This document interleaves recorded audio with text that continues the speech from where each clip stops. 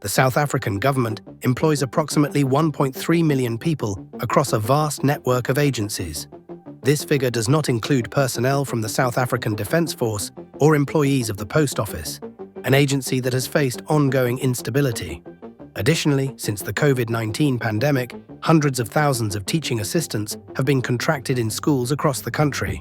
Some South Africans, primarily white, have expressed support for a government downsizing model similar to that of the United States, where efforts to reduce bureaucracy have been drastic.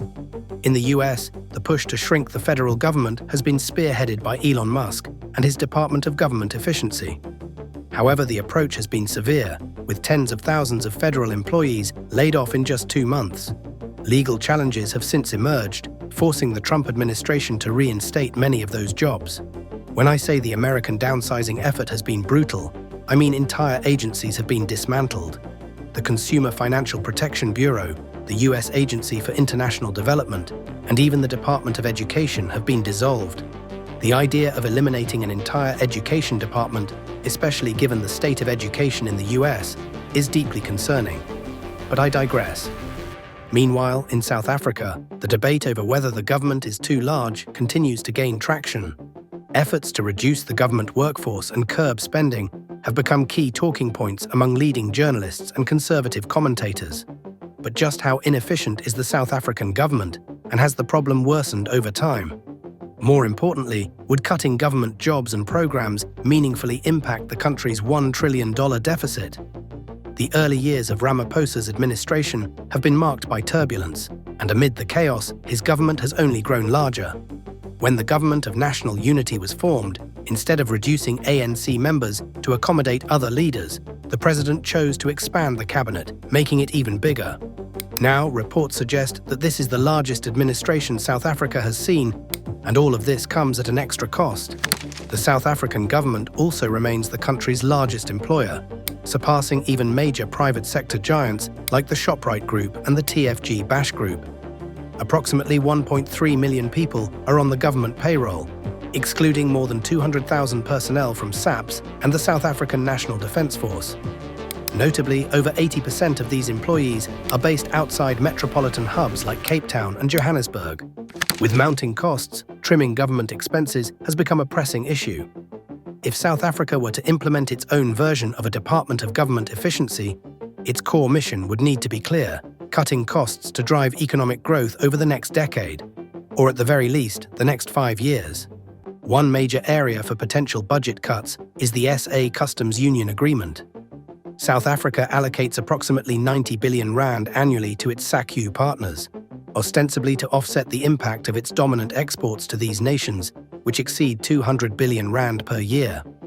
The original intent of the customs union was to compensate neighboring countries for participating in a free trade bloc, helping them develop their industries to a level closer to South Africa's.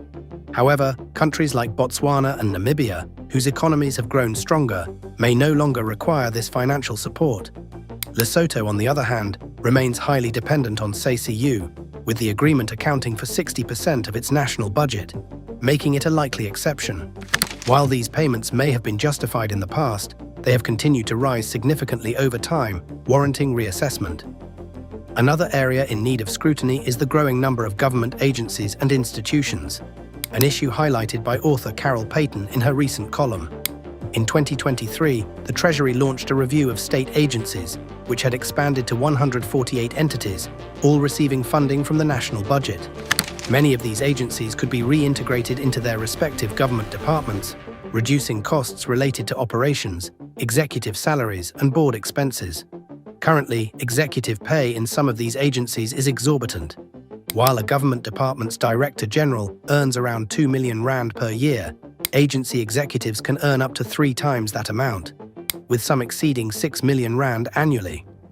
During my research for this video, I came across a report advocating for the dissolution of the Road Accident Fund due to severe mismanagement and fraud.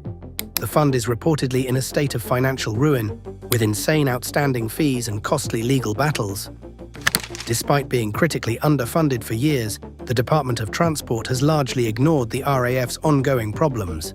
The fund receives around 50 billion rand annually, but eliminating it outright would be a long-term process, due to extensive legal obligations and court orders that must be addressed first.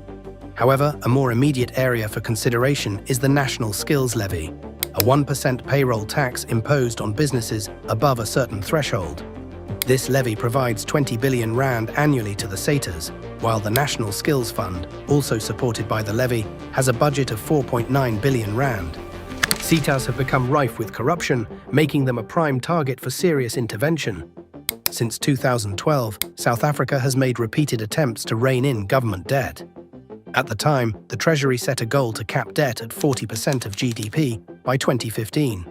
However, that target was missed, and since then, debt consolidation goals have been revised upward 13 times.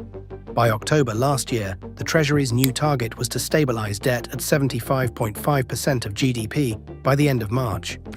Most economists now anticipate that this goal will also be missed, with some projecting debt will reach 79.1% of GDP within the next 3 years.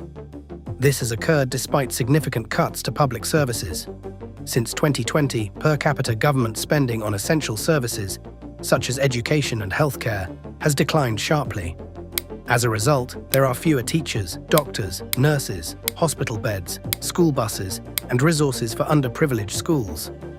This deterioration translates into lower quality education, overcrowded hospitals, failing sanitation systems, and widespread water shortages. This year, no graduating doctor will find a placement for their mandatory community service, and no newly qualified teachers will secure jobs despite critical shortages in key subjects. When he took office in 2018, President Ramaphosa promised to review the size of the government. Instead, he has expanded it, increasing both the number of cabinet ministers and government departments. The costs associated with this expansion, now totaling 32 ministers and 43 deputy ministers, are excessive and wasteful.